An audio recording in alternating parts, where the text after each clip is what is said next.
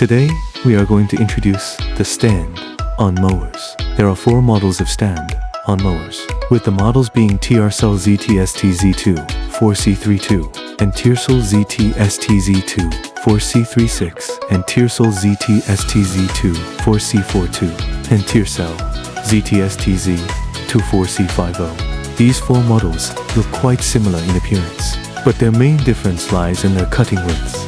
The TRCell ZT-ST-Z 24C32 has the smallest cutting width, which is 810mm. The TRCell ZT-ST-Z2 4C36 has a cutting width of 910mm. The TRCell ZT-ST-Z2 4C42 has a cutting width of 1050mm. And the TRCell ZT-ST-Z2 4C50 has the largest cutting width, which is 1250mm. In terms of the number of blades, the TRCell ZT-ST-Z 24C32 and TRCell ZT-ST-Z2 4C36 are the same, both having 2 blades, while the TRCell ZT-ST-Z 24C42 and TRCell ZT-ST-Z 24C50 both have 3 blades.